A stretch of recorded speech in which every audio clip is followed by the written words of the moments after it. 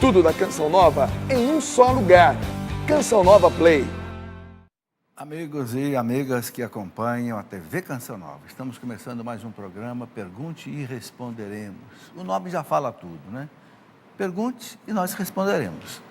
Quando é uma pergunta ligada à doutrina da igreja, a gente responde de acordo com a doutrina da igreja, catecismo, as encíclicas dos papas, etc. Quando é uma pergunta que não é diretamente voltada para a doutrina, a gente dá uma opinião, ok?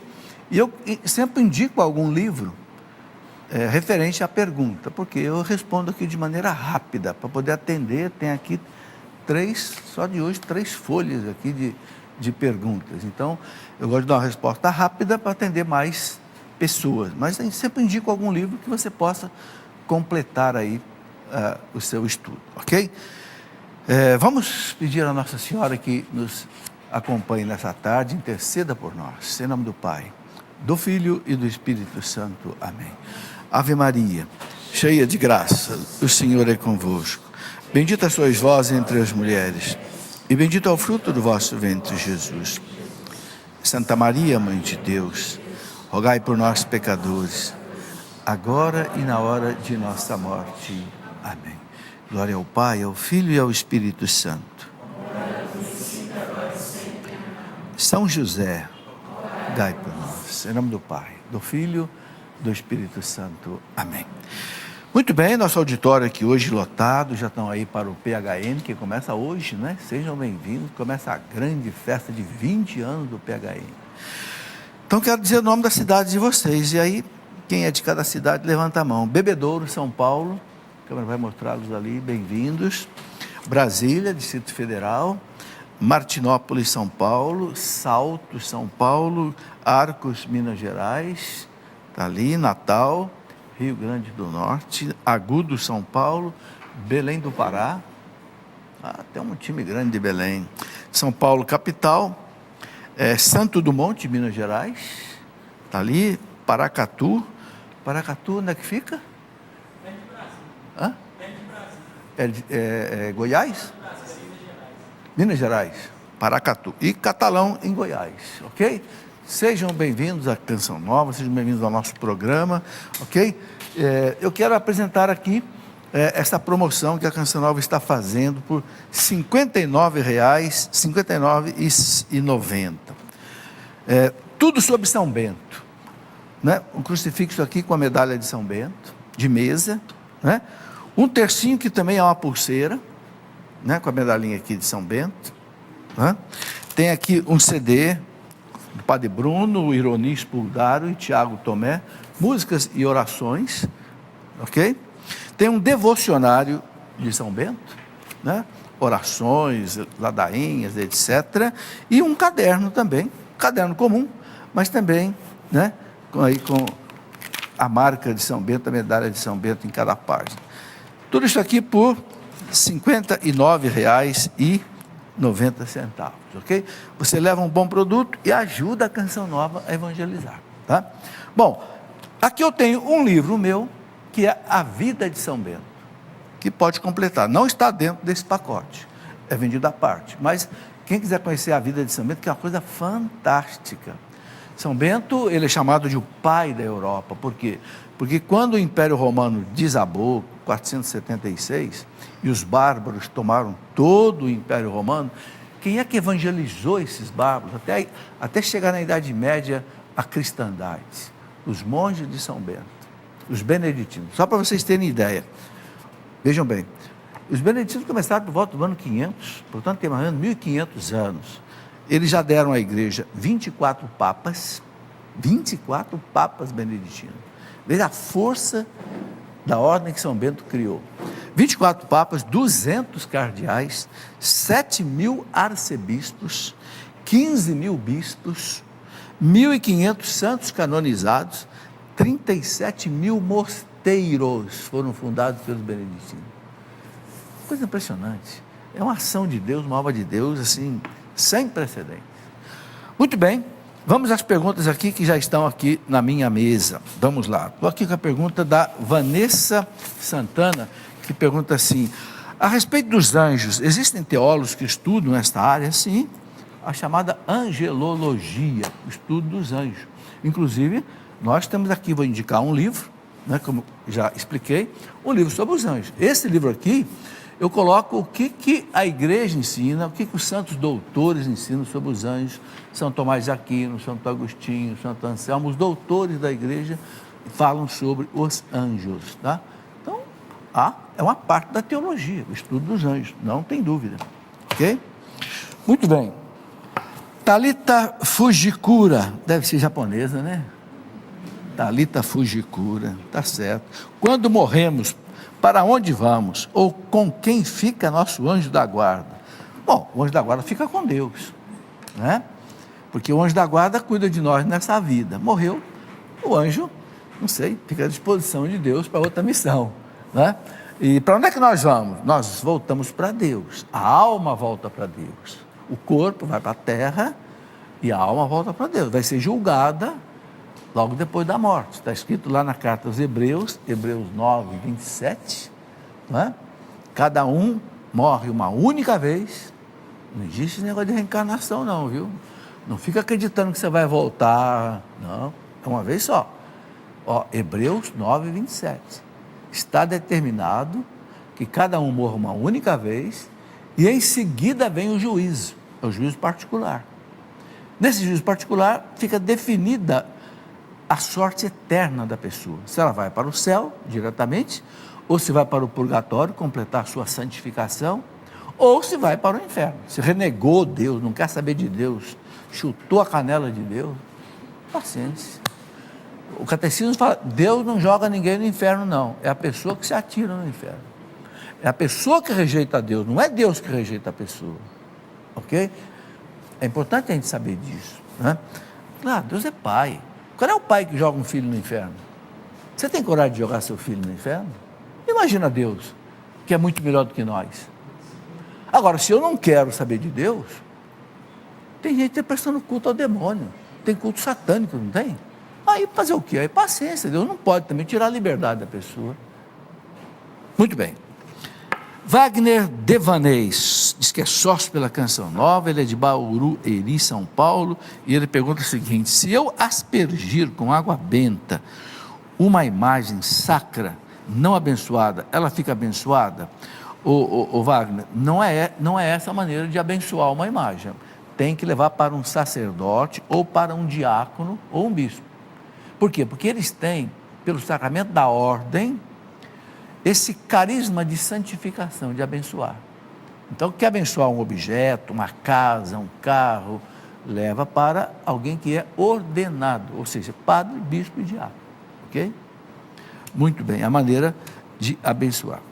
Alzira Nogueira, via Facebook. Quando Jesus fala que ele é o pão da vida, tá lá em João 6, né? Ele não está falando em metáfora? Não, Alzira, ele é o pão descido do céu, é pão mesmo. Eucaristia é pão, só que é um pão que sofreu a transubstanciação, ou seja, a natureza do pão agora se transformou na natureza de Cristo, mas é pão, tem gosto de pão. Na Eucaristia tem as duas coisas, a chamada substância e a chamada aparência. Aparência é aquilo que a gente enxerga, o cheiro, o gosto, o tamanho, o peso, a quantidade, isso é aparência. A natureza é que a gente não vê, é o Cristo que está ali. Ele, claro, é um milagre que nós não entendemos, né? Mas é o que o Concílio de Trento chamou de transubstanciação, a substância se transforma, né? Tá aí, não é pão da vida, é realmente isto, né? Leandro Ribeiro, por que nós temos imagens na igreja e como não confundir devoção aos santos com adoração a Jesus? Veja, a gente só adora a Deus, é algo muito claro para a igreja, nós só adoramos Deus, Pai, Filho e Espírito Santo. O santo nós veneramos. Venerar quer dizer o quê? Você prestar um culto, né, de amor, de respeito, como você tem uma imagem do seu pai, da sua mãe que já faleceu, você presta aquele culto ali, né? Só que o santo é diferente, porque o santo recebe um culto de veneração, porque ele, né, ele é, primeiro, um modelo de santidade, por isso que a gente faz uma imagem. Você olha para a imagem de um santo, é um modelo que eu posso seguir. Segundo, né, ele intercede por mim no céu, está diante de Deus, intercede por mim. Terceiro, ele é santo pela graça de Deus. Então, quando eu presto um culto ao santo, eu estou dando glória a Deus. O culto não para no santo, não. Sabe, quando você olha para uma imagem, diz assim, nossa, que imagem bonita. Você está glorificando quem? O artista que fez a imagem, não é isso? Você olha um quadro do Michelangelo, nossa, que glória, que beleza. Você está glorificando o quadro, não está glorificando quem fez o quadro. Então, por que o santo é santo? Pela graça de Deus. Então, o culto prestado ao santo que recebe é Deus. Ok? É o sentido todo da imagem. Modelo que você deve seguir, intercede por você diante de Deus e você, dando culto a Ele, você está cultuando a Deus. Muito bem. Ângela Vieira. Se eu participar da missa... Bom, eu quero indicar um livro aqui. Está aqui. Que muita gente tem dúvida. A intercessão e o culto dos santos. Por que a gente tem? E aqui eu coloco também a questão das imagens e das relíquias. Quem tem dúvidas, leia esse livro. E aqui eu coloco o que a igreja nos ensina. Vocês podem ter certeza que tudo que eu escrevo não sai da minha cabeça, não. Sai da cabeça da igreja. Isso eu sou rigoroso. Eu não tenho nada para ensinar para ninguém, mas a igreja tem muita coisa para ensinar para muita gente. A mesma coisa, quando alguém perguntou sobre a Eucaristia aqui, o pão da vida, né? Tem um livrinho aqui que vale a pena mostrar, sobre a Sagrada Eucaristia. Olha, este livro, O Segredo da Sagrada Eucaristia. O que é esse livro aqui? Existe um santo fantástico, um santo francês do século XVIII, São Pedro Julião Aymar. Escreveu 5 livros sobre a Eucaristia. Uma coleção fantástica. Fantástica, fantástica. Eu resumi esses 5 livros nesse livro aqui. O segredo Por que eu chamei de o segredo da Sagrada Eucaristia? Porque muita gente não conhece a Eucaristia com profundidade. Então, São Pedro Julião Aymar ajuda a gente a compreender. Muito bem. Ângela Vieira, se eu participar da missa 2 ou mais vezes ao dia, tem que comungar em todas as missas? Não, não tem que comungar, não.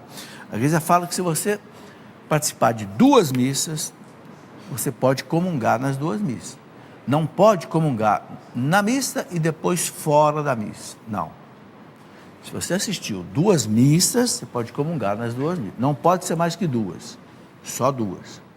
Se você assistir uma terceira, aí você não deve comungar na terceira. Ok? É o que está na documentação da igreja sobre isso. Muito bem.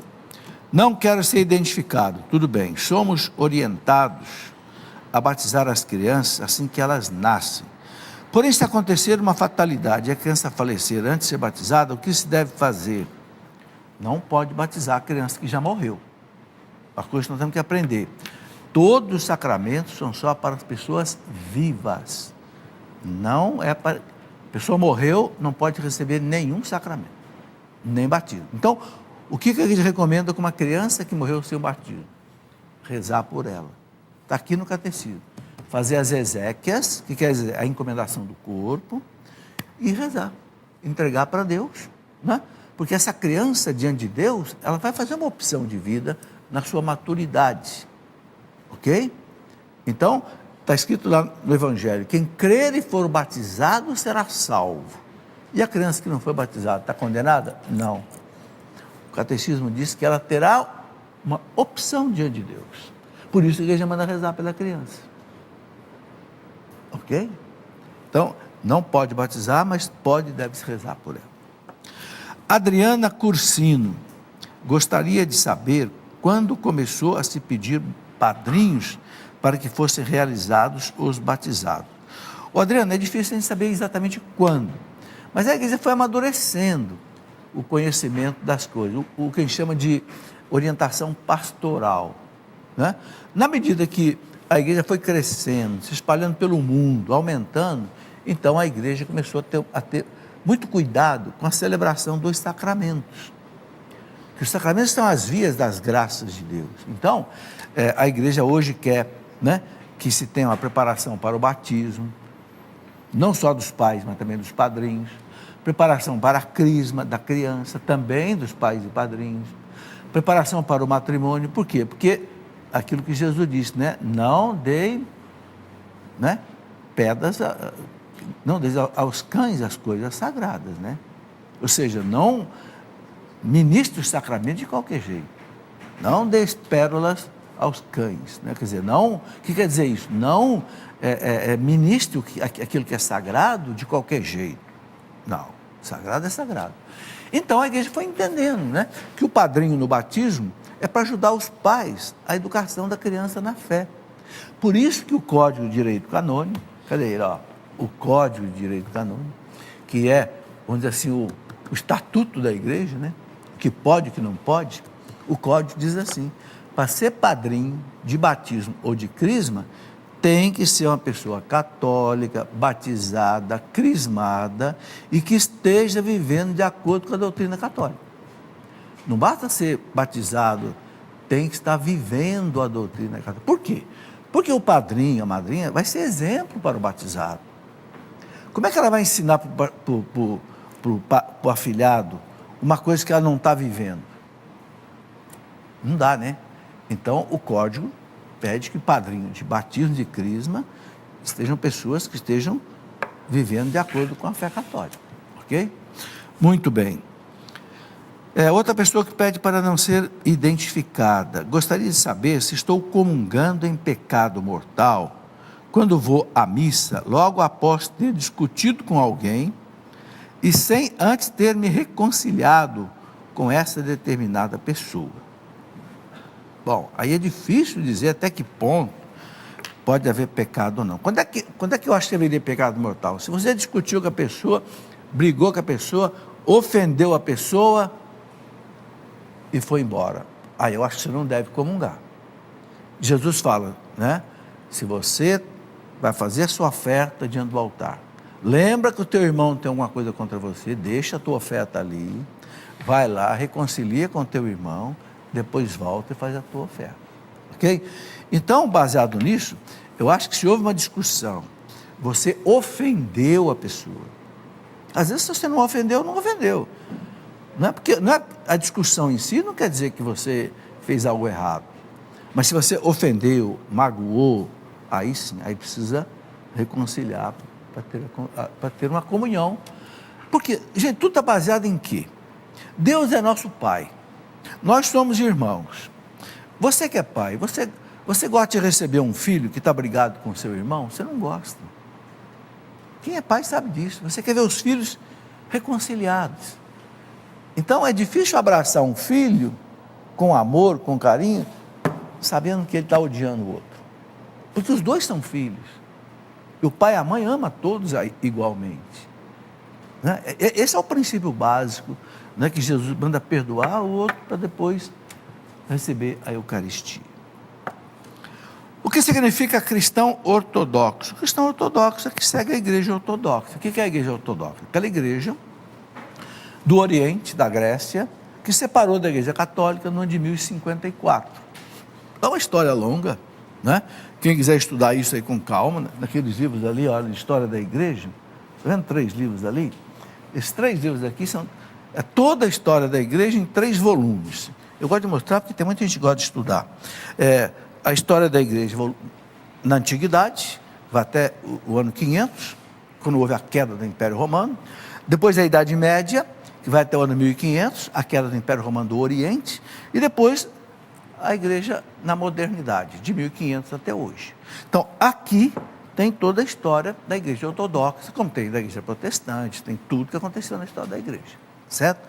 Aqui não dá tempo de explicar com detalhe. Basta dizer que em 1054, a igreja do Oriente, aconteceu um cisma com o patriarca do Oriente, que chamava-se Miguel Cerulário, que foi excomungado pelo Papa, porque ele proibiu uma série de coisas lá no Oriente, e depois ele também excomungou o Papa. Então ficou a igreja inteira excomungada. dos dois lados. Mas essa excomunhão foi suspensa por ambas as partes em 1970, quando o Papa Paulo VI, junto com o patriarca grego Atenágoras, suspenderam essas excomunhões, graças a Deus. Então, a Igreja Ortodoxa, ela tem válidos todos os sacramentos, só que para nós católicos não é lícito, não é autorizado a gente frequentar um sacramento da Igreja Ortodoxa, mas eles valem. Eles valem. Não é lícito, mas é válido, ok? Porque tem a sucessão apostólica. Essa é a Igreja Ortodoxa. Muito bem, não confundir a Igreja Ortodoxa com a Igreja Católica Oriental, que são os maronitas, os melquitas, alguns coptas, que aí são católicos mesmo, não são ortodoxos. Estão sujeitos à jurisdição do Papa. Os ortodoxos não estão. Márcia Amaral, o que significa a Salve Rainha e por que nela tem palavras estranhas como bradamos, degredados, desterro? Olha, gente, a Salve Rainha é um louvor a Nossa Senhora, que foi escrito por um monge da Idade Média, inclusive ele era todo entrevado, um monge maravilhoso, mas ele era todo entrevado, assim, né, doente. E ele escreveu a beleza da Salve Rainha. Os santos gostavam demais, inclusive São Bernardo, doutor da igreja, acrescentou aquele finalzinho da Salve Rainha, não é? Ó Maria concebida sem pecado, rogai por nós que recorremos. São Bernardo que acrescentou alguma coisa. É um louvor bonito, né? Essas palavras estranhas aqui, nós bradamos, quer dizer, nós pedimos com ênfase, né, a tua ajuda. Degredados quer dizer, pelo pecado original, nós carregamos, vivemos como que num degredo, como que num exílio, né? Nesse vale de lágrimas. Quer dizer, então, é uma oração belíssima de súplica à Nossa Senhora que venha nos socorrer, né? Recomendada de se rezar sempre depois do terço, né? A igreja sempre recomendou isso. Muito bem, aqui eu gosto muito de recomendar, sabe, também sobre Nossa Senhora, não sei se a produção deixou aqui, o ofício da Imaculada. É uma explicação, né? Depois eu mostro aqui, que tem também explicações muito interessantes, está aqui, para entender o ofício da Imaculada. O ofício da Imaculada é uma oração belíssima que foi feita a Nossa Senhora por um monge na Idade Média chamado Bernardino de Bustis, lá por volta de 1500 e pouco. O que ele fez, o Bernardino de Bustis? Ele pegou a Bíblia e uma série de louvores que ele faz à Nossa Senhora, tirado da Bíblia. Muita gente reza o ofício todo dia, eu rezo o ofício todo dia. Quem introduziu muito o ofício no Brasil foi Frei Damião, principalmente no Nordeste. O povo do Nordeste reza muito o ofício da Imaculada. Agora, por que esse livro aqui? Para entender o ofício, para você entender as palavras que estão no ofício, porque o ofício ele tem algumas palavras, às vezes, meio difíceis de entender. Por exemplo, ele usa expressões assim, só para dar um exemplo, né? Assim, por exemplo, ele fala, dando louvores à Nossa Senhora, ele fala assim, por exemplo, trono do grão Salomão, arca de concerto, velo de Gedeão, íris do céu, sarça da visão, favo de Sansão, florescente vara. O que significa isso? São termos usados na Bíblia que o Bernardino de Bustos usou para fazer um louvor à Nossa Senhora. E olha, é uma oração muito forte para você se livrar de tentações. Quando você está com um problema difícil para resolver, entregar a Nossa Senhora, é muito bonito. É uma oração um pouco longa, você gasta uns 15 minutos para rezar o ofício inteiro, ou pode rezar por parte durante o dia também. Muito bem. Eu gosto de mostrar essas coisas, que isso aí são a nossa fé, né? Aquilo que Deus, o Espírito Santo foi depositando no coração da igreja. Outra pessoa que pede para não ser identificada. Se uma pessoa que faz tratamento médico, consumindo vários medicamentos, desejar parar de tomá-los e deixar a natureza seguir o seu curso, estará cometendo algum pecado? Caso venha a falecer em decorrência dessa abstenção, olha, a pessoa não deve fazer isso. O que a igreja não recomenda? A igreja não recomenda a chamada obsessão terapêutica. O que é a obsessão terapêutica? É aquele doente terminal que já não tem mais chance de recuperação E tenta-se fazer ele sobreviver de qualquer jeito, com recursos extraordinários, gastando muito dinheiro, até com aplicações que fazem o doente sofrer mais ainda. Então, não é obrigado. Isso é que o catecismo chama de, né, obsessão terapêutica. Não deve fazer, né? Mas também não pode fazer a eutanásia, quer dizer, apressar a morte da pessoa com algum medicamento venenoso. Também não pode.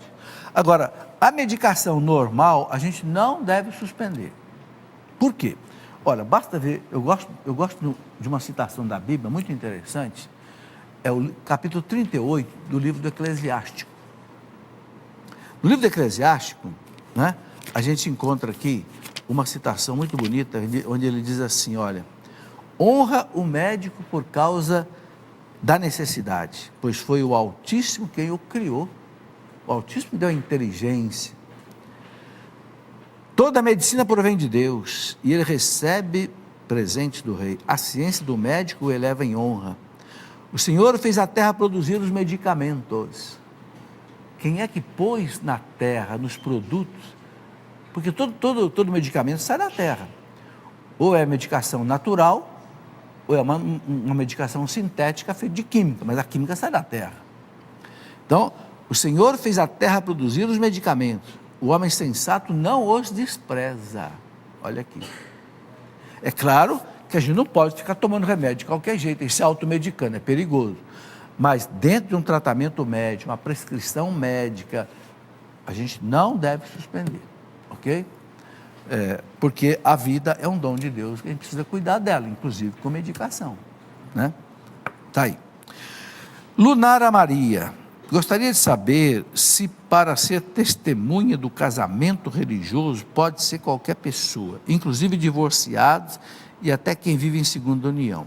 Veja, o Código de Direito Canônico não fala nada sobre isso. Por quê? Porque não existe padrinho no casamento. Padrinho só tem no batismo e na crisma. O que tem no casamento? Tem testemunha. Então, o Código de Direito Canônico não faz para o matrimônio, para as testemunhas, a exigência que faz para os padrinhos de crisma e de batismo. Então, eu entendo que, em princípio, testemunha qualquer um pode ser. A testemunha vai assinar lá. Eu testemunho que os dois se casaram. Eu testemunho que ele era solteiro, ele também não tinha impedimento. Testemunho. Então, aí, essa expressão padrinho, o povo que inventou. E hoje é engraçado, né? 10 padrinhos para a noiva, 10 padrinhos para o noivo, né? Haja presente, né? O povo é esperto, né? Mas o Código de Direito Canônico não coloca nada disso, não. Tá bom. Bem, vamos fazer o nosso intervalo, a gente volta já para continuar mais um pouco de perguntas aqui. Espera aí. Tá aí, já estamos voltando, vocês viram aí que rapidez o intervalo, né? E vocês não viram propaganda nenhuma, ok? Não tem comerciais. Por isso que a Canção Nova pede a sua ajuda. Por quê? Porque toda a manutenção da Canção Nova, que passa de 20 milhões de reais por mês, é tudo doação. Ó, isso já tem desde o tempo da Rádio Canção Nova, mais de 30 anos. É realmente uma inovação que o Padre Jonas fez na Igreja do Brasil. Começou uma rádio sem propaganda e uma televisão, e até hoje continua assim. Que beleza, né? Somos nós católicos alimentando a evangelização no Brasil, né? Então, quero colocar aqui hoje, tem uma nova maneira de você ajudar. Eu não sei se você tem o aplicativo da Canção Nova no seu celular, tá? Você pode usar esse aplicativo, fazer a sua doação nesse mês de julho, né? E aí você pode usar cartão de crédito, pode usar o boleto online. Se você tiver dúvida, é só entrar no site clube.cancionova.com, ou então você pode telefonar para cá. É o telefone 12 3186 2600. O importante é que você ajude. A Canção Nova faz um bem maravilhoso para as famílias, para o Brasil. Agora, sabe, tem muita gente que ainda não recebe a Canção Nova. Por quê? Porque faltam transmissores, faltam, né, transmissoras. Agora passou tudo para o sistema digital, um custo enorme para transformar tudo isso. Sabe, é muito dinheiro que mas a evangelização continua, graças a Deus, né? Eu quero falar aqui que eu não falei no começo do programa. Nós temos um e-mail do programa que você pode mandar suas perguntas. É o pergunte e responderemos @cançãonova.com. Tem também o Facebook, facebook.com/pergunte e responderemos, e no final tem um CN, facebook.com/pergunte e responderemos CN. Manda sua pergunta bem simplificada para facilitar aqui, inclusive, também a nossa resposta. Antes de voltar às perguntas aqui, quero rapidamente mostrar 3 livros. A Universidade Católica. Como é que deve ser a Universidade Católica? Tem muita Universidade Católica que não é muito católica não, viu? Então, esse livrinho aqui, um doutor em filosofia, aqui da Faculdade de Filosofia da Canção Nova, o Dr. Paulo César, fez um resumo do que os papas pedem, de como é que deve ser uma universidade católica. Você que é um jovem católico, estuda numa PUC, por exemplo, né? Cobre que essa universidade siga o que os papas exigem. Porque tem uma universidade católica que ensina aborto, ideologia de gênero. Quer dizer, não é católica. Não pode. A última é o cadafalso. O que é esse cadafalso? Cadafalso é a guilhotina. Esse livro aqui é sobre a Revolução Francesa. E aqui narra aqui essa autora, Gertrude von Lefort, que é uma doutora honoris causa pela Universidade de Munique. Ela faleceu em 1971. Ela conta aqui uma coisa extraordinária, né? Numa maneira literária assim, muito agradável da gente ler. Ela conta o fato de 16 irmãzinhas carmelitas que na Revolução Francesa foram todas decapitadas na guilhotina. Por quê? Porque aqueles 10 anos de terror da Revolução Francesa, eles proibiram que os carmelos existissem. Não podia ter irmãs contemplativas. E elas resistiram. Ficaram no Carmelo, na cidade de Compiègne, ao lado de Paris. Todas foram presas, levadas para a praça onde estava a guilhotina, e todas foram decapitadas, uma após a outra. Por que chama a última ao cadafalso? Porque a Madre Superiora foi a última. Ela pediu para ficar por último, porque ela queria consolar cada uma das suas irmãzinhas. Teve uma que falou para ela assim: Madre, me perdoe, eu não acabei de ler e rezar a liturgia das horas hoje. E ela falou: não tem problema, minha filha, nós vamos acabar de rezar lá no céu. E todas foram decapitadas. E aí diz que a Revolução Francesa foi a revolução da igualdade, liberdade, fraternidade. Aqui, ó. Fraternidade. Mataram 17 mil padres. Mataram 34 mil religiosos. Esse livro aqui é para você conhecer. Vocês que são jovens, vocês precisam ler esse livro.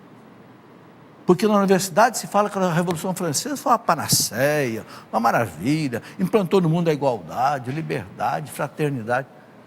A França tinha 55 mil padres, perdeu 17 mil padres. Padres expulsos da França, padres presos, padres decapitados. 34 mil religiosos. Essa autora aqui é fantástica ao narrar esses fatos. Bom, e quero mostrar esse livro. Vocês, estou mostrando porque eu estou vendo muitos jovens aqui, né, por causa do PHN. Uma história que não é contada. Que história é essa aqui? É a história bonita da igreja que não se conta nas universidades, de modo geral. Vocês sabiam que foi a igreja que inventou as universidades no mundo? 1100, a igreja fundou a Universidade de Bolonha, está lá até hoje. Universidade de Paris, a Sorbonne. Por que chama Sorbonne? Porque o rei da França na época, São Luís IX, que foi canonizado, né? Chamou o pároco dele, o capelão dele, que se chamava Robert Sorbonne, e disse: Padre Sorbonne, eu quero que o senhor transforme o colégio da catedral numa universidade. Aí surgiu a Sorbonne, por causa do Padre Sorbonne. Quem fundou a maior universidade italiana hoje, La Sapienza, foi a Igreja Católica, Papa Bonifácio VIII, no ano de 1300. Quem fundou a Universidade de Medicina de Montpellier, na França? A igreja. Quem fundou a Universidade de Compostela, a Universidade de Valladolid, na Espanha, a Universidade de Coimbra, em Portugal, a Igreja Católica Apostólica Romana. A instituição que mais caridade fez em toda a história da humanidade foi a Igreja Católica, mas essas coisas não são contadas. Então eu gastei anos debruçado em cima dessas coisas e escrevi esse livro, uma história que não é contada, para que você, jovem católico, conheça as maravilhas da igreja, ame a igreja e defenda a igreja. Mas com convicção. Porque a gente só tem um jeito de destruir a mentira do demônio, é com a verdade do Espírito Santo. São duas coisas que brigam no mundo. A mentira do demônio com a verdade do Espírito Santo. Nós temos que conhecer a verdade do Espírito Santo para combater a mentira do mal. Muito bem, eu tenho 3 perguntas aqui da plateia, eu vou responder rapidamente. A primeira pergunta é a seguinte: pode um ministro da Eucaristia fazer o lava-pés na quinta-feira santa? Não, o lava-pés tem que ser feito pelo padre ou pelo celebrante. Por quê? Porque o lava-pés é o Cristo quem lavou os pés dos discípulos. E quem é que faz o papel do Cristo na missa? É o padre. O ministro da Eucaristia ele não faz o papel do padre. Né? Porque algumas pessoas no momento do repouso do Espírito gritam. Bom, aí pode ser um problema até emocional, não sei. Né? O repouso do Espírito é algo delicado. Às vezes ele é real e às vezes não é real. Às vezes é uma coisa mais emotiva da pessoa, tal. Por isso que inclusive a CNBB, no documento 53, pede para não se fazer o repouso do Espírito. Não se promover. Se acontecer, aconteceu. Pode estar passando com ostensório, alguém repousa no Espírito sozinho. O que os bispos pediram? Para não fazer, não chegar. Eu vou rezar para você repousar no Espírito. Isso o CNBB pediu para não fazer. Por quê? Porque às vezes a pessoa, por sugestão, ela cai e tal, e às vezes não é dom mesmo. A gente não pode brincar com o dom de Deus. Se é um dom autêntico, o repouso do Espírito existe? Existe. Mas não pode ser falsificado. E às vezes, a sugestão de massa faz muita gente cair, quando na verdade não é bem a ação do Espírito Santo. Se é a ação do Espírito Santo, amém. O Espírito está agindo, está curando, está libertando. Mas não se pode forçar a barra. É isso que, sabe, as coisas de Deus, a gente tem que ter respeito com as coisas de Deus. Qual o peso que o sonho traz no nosso dia a dia, porque eu tenho sonhado com muitas coisas ruins? Gente, é muito difícil examinar o sonho. Os psicólogos, psicanalistas, normalmente a gente sonha aquilo que está acontecendo com a vida da gente. Porque o que é o sonho? O sonho é algo que sai lá de dentro de você. É porque entrou dentro de você. Por um trauma que você sofreu, por uma notícia ruim que você recebeu, né? E o Santos, como é que as coisas entram em nós? Pelos sentidos, pelos olhos, pelo ouvido, pela boca, pelo nariz e pelo tato. São as janelas da alma, os santos dizem. Então essas coisas vão acumulando no nosso inconsciente. Chega à noite, você relaxa, abre as tampas do inconsciente e vem coisas para o consciente. Mas normalmente são coisas que... Por isso que os psicólogos, quando fazem tratamento de uma pessoa, pedem para ela, sonhou, acordou, escreve o sonho. Porque o psicólogo vai analisar. Através dos seus pesadelos, ele vai tentar chegar lá onde você pode ter alguma ferida psicológica. Agora, Deus pode usar o sonho, né? Dom Bosco teve mais de 50 sonhos proféticos que se realizaram. São José, né? Deus conduziu São José pelo sonho. Apareceu pelo sonho. Então, cada caso é um caso, tem que ser analisado com muito cuidado, né? Muito bem, agora vamos ver as perguntas aqui que chegaram por e-mail. O primeiro bloco foram perguntas que chegaram pelo Facebook ou por telefone. Marlene, de Salvador, na Bahia. A pessoa que foi casada na igreja e ficou viúvo, pode ter um novo relacionamento e casar na igreja novamente? Pode, tranquilamente. O viúvo é uma pessoa solteira. Por quê? Porque a igreja ensina que a única coisa que extingue um casamento válido é a morte. A morte extingue, acabou. Pode tirar a aliança. Eu não tirei minha aliança, sabe por quê? Um dia eu tirei a aliança, quando minha esposa morreu, Aí alguém escreveu para mim: o senhor é sem vergonha, o senhor já tirou a aliança, o senhor está querendo casar de novo? Aí voltei a botar a aliança, para não dar escândalo, né? Já faz 6 anos que a coitadinha morreu, não tive nenhuma namorada, nem quero ter, né? Mas tem gente que faz mau juízo da gente à toa, né? Pode casar. Ó, São Paulo fala claro aqui, cadê a Bíblia? Cadê a Bíblia? Primeira carta de São Paulo aos Coríntios, capítulo 7, versículo 39. 1 Coríntios 7, 39. A mulher está ligada ao marido enquanto ele viver. Morreu, não está mais ligado. O vínculo matrimonial só se corta com a morte.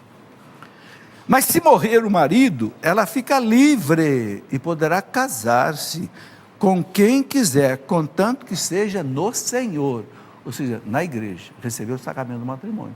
Não pode só juntar, tem que casar na igreja, ok? Contudo, na minha opinião, ela será mais feliz se permanecer como está, ou seja, sem casar. E creio que também eu tenho o Espírito de Deus. Por isso que eu não quero casar. São Paulo diz que é melhor ficar sozinho.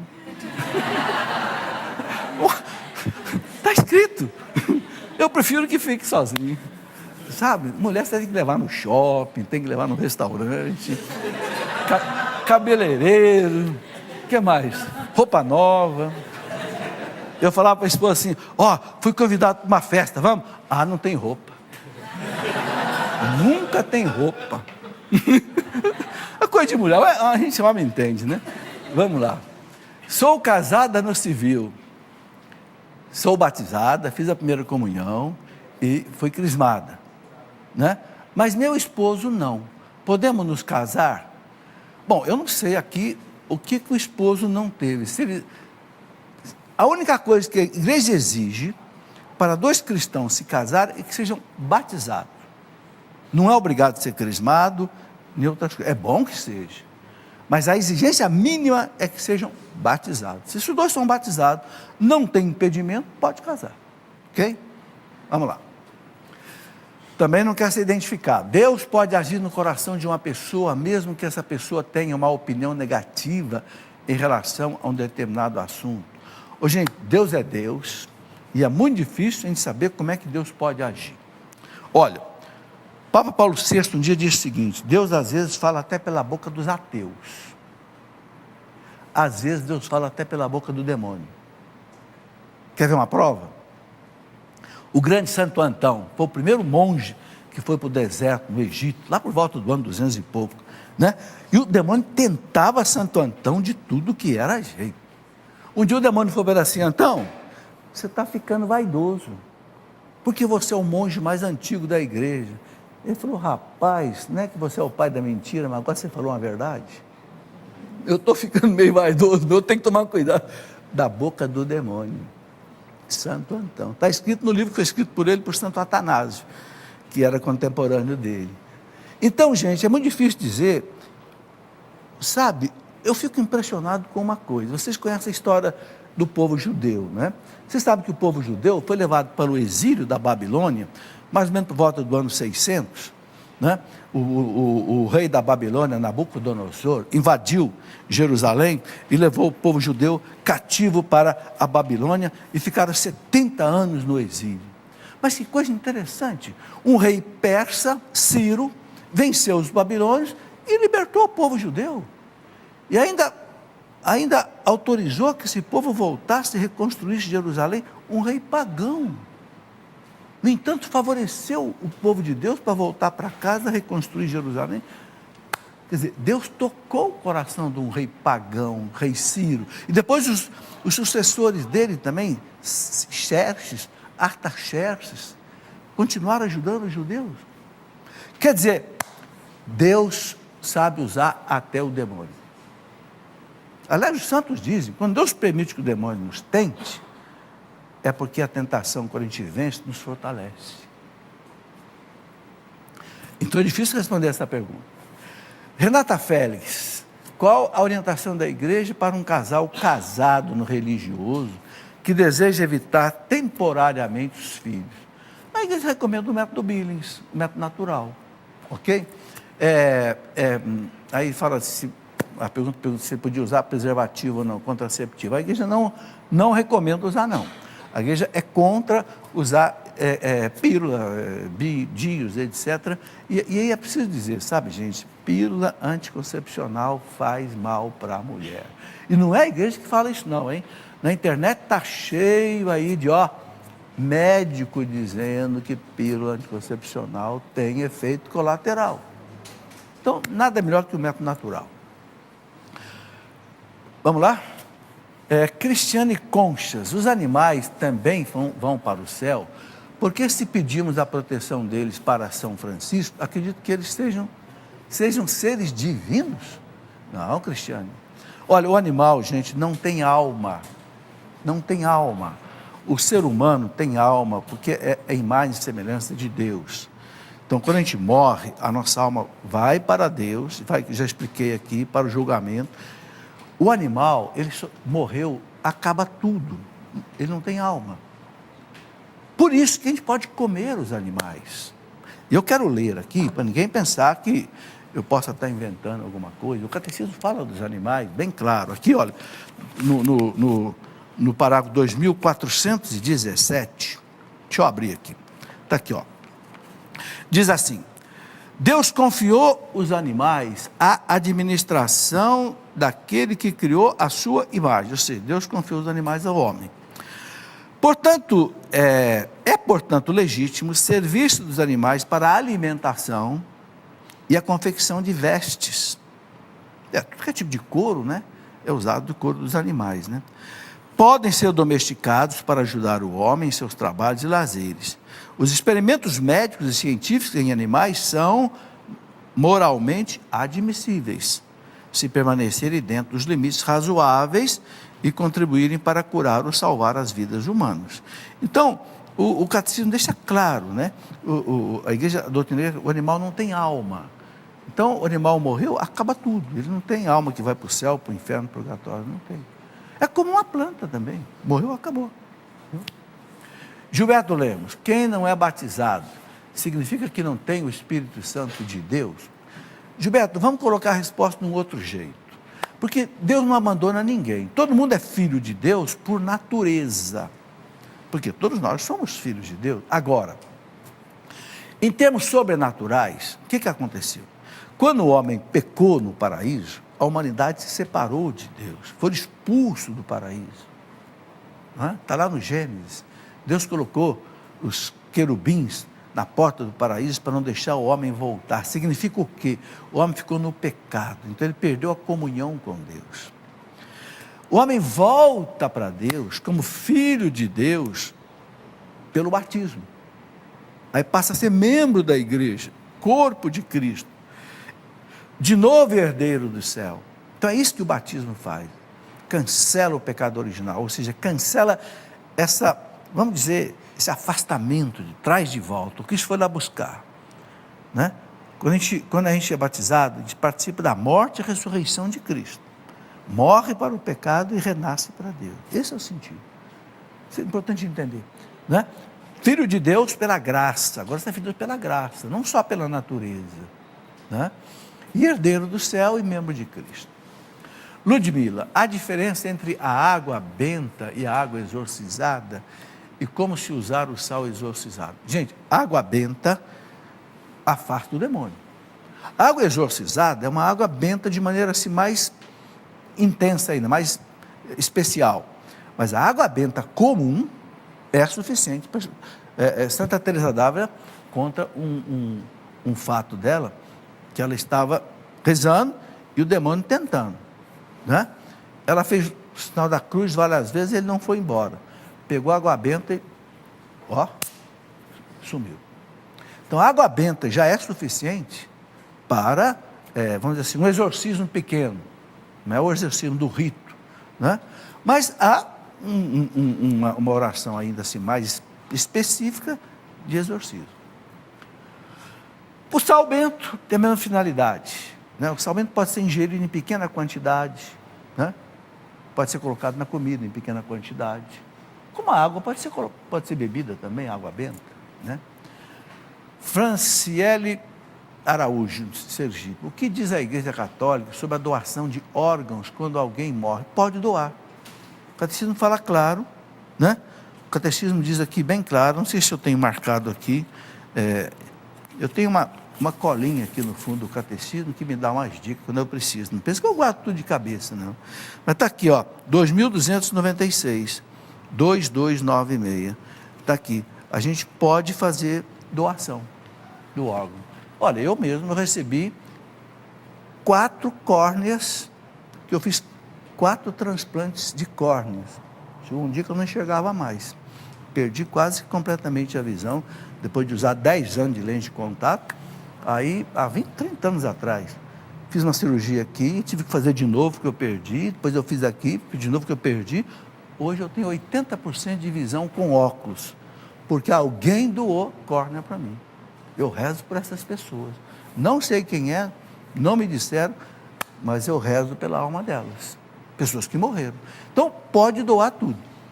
Você só não pode doar um órgão que você precisa receber. Eu, por exemplo, não posso doar minhas córneas para ninguém, porque não tem condição de reaproveitá-las. Ok? Mas tudo que tiver em bom estado, né, pode ser doado. E é uma caridade. Agora, não pode ser negociado. Você sabe que nós temos 2 rins, você vive com um rim só. Então, vou vender um. Não.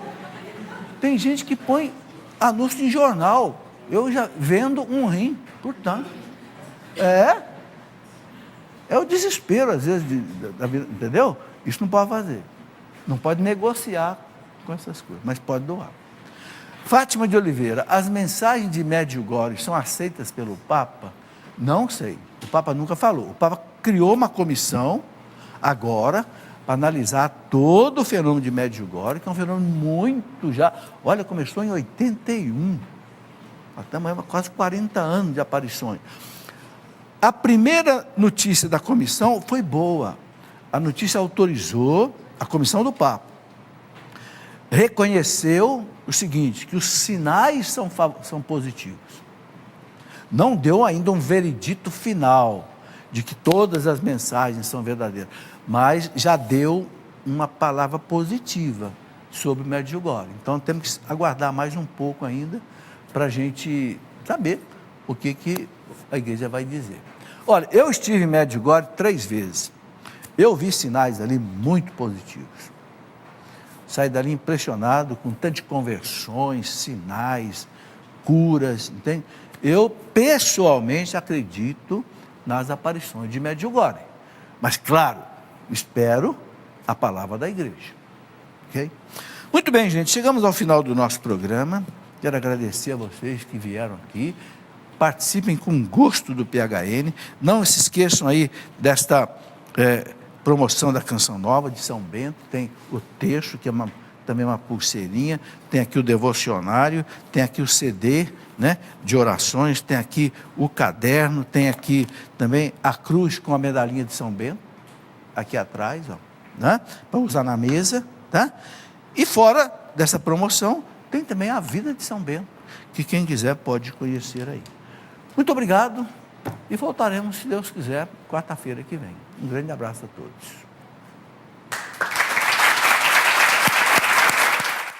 Tudo da Canção Nova em um só lugar. Canção Nova Play.